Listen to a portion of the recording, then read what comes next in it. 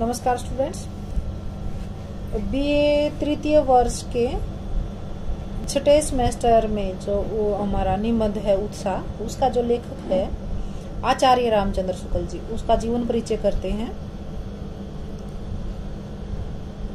आचार्य रामचंद्र शुक्ल का जन्म 4 अक्टूबर 1884 को बस्ती अगोना गांव, जिला बस्ती, उत्तर प्रदेश में हुआ था।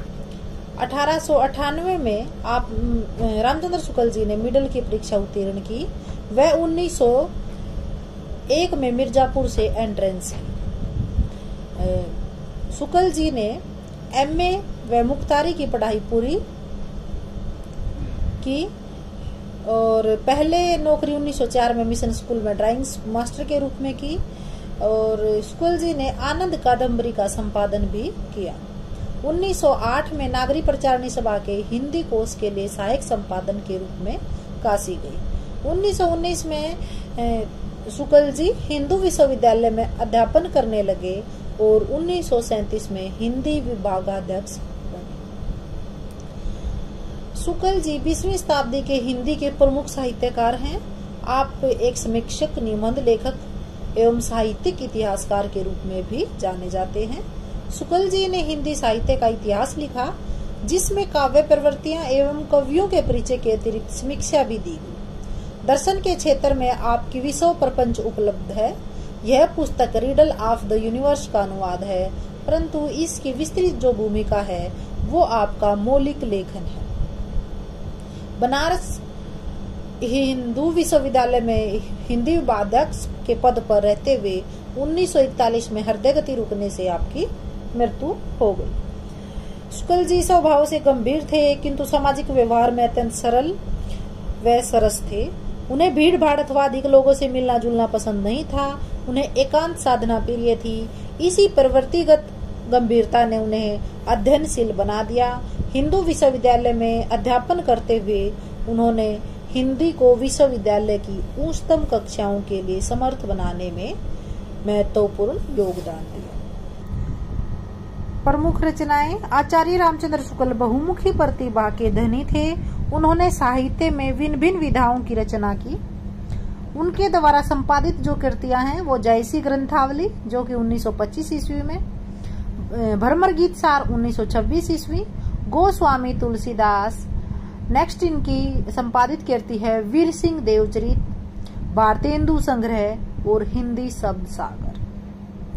मौलिक रचना कविताएं हैं इसकी जयसी, तुलसी, सूरदास, रसमीमांसा, भारत में बसंत, मनोहर छटा, मधुस्त्रोत।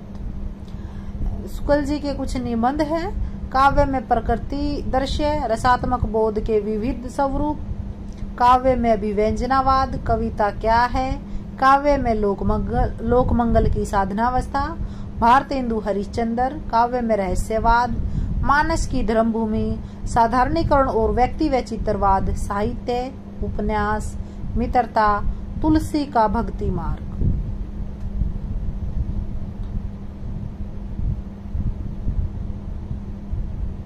सैद्धांतिक समीक्षा निबंध है। कविता क्या है, काव्य में लोकमंगल की साधनावस्था, साधारणीकरण, रसात्मक बोध के विविध स्वरूप।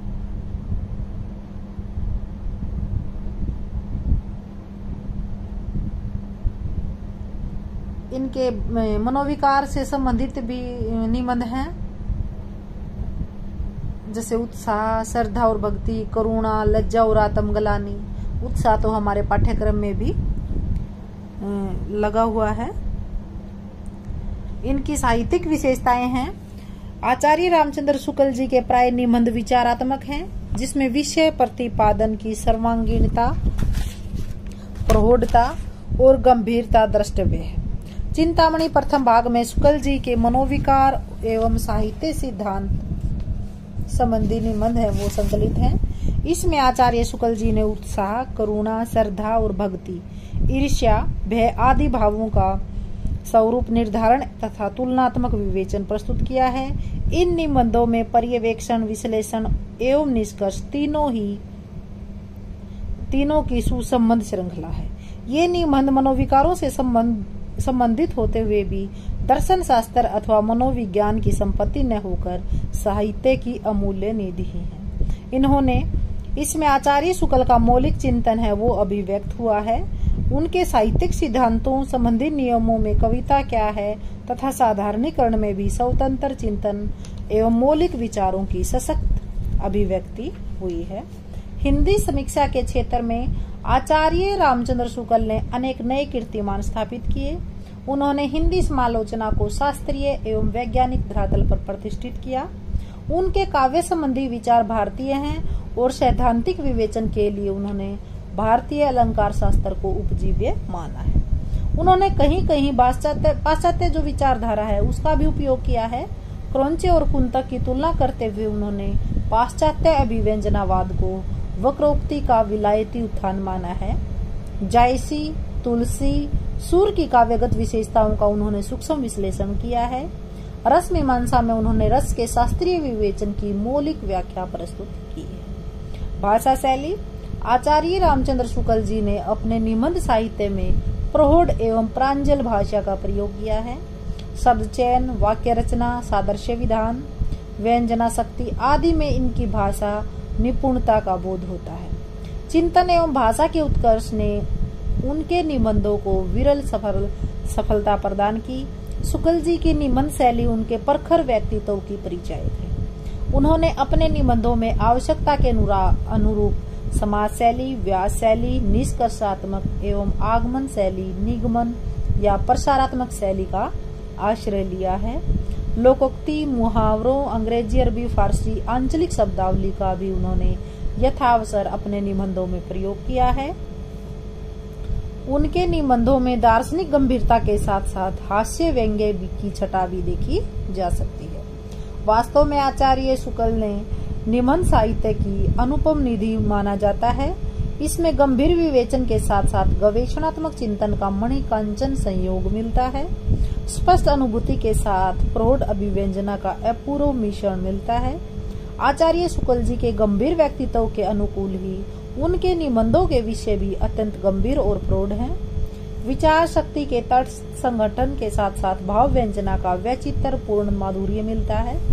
जीवन की विविध रसात्मक अनुभूतियों के साथ साथ जगत की विविध रहस्यपूर्ण गतिविधियों का अनोखा चमत्कार मिलता है। मननशील साहित्य की उद्भावना शक्ति के साथ साथ समीक्षा पद्धति का प्रौढ़ पांडित्य मिलता है। व्यंग्य, विनोदपूर्ण उक्ति वैचित्र के साथ साथ मुहावरेदार व्यवहारिक कथन पद्धति का अद्भुत कौशल मिलता है। साहित्यालोचन की विश्लेषणात्मक पद्धति के साथ साथ आलोचनात्मक भाषा की धारा प्रवाह पूर्ण शैली का अनुपम ओज भी देखने को मिलता है। यही कारण है कि शुक्ल जी के निबंध आज भी निबंध साहित्य में अपना श्रेष्ठ स्थान बनाए हुए हैं। धन्यवाद।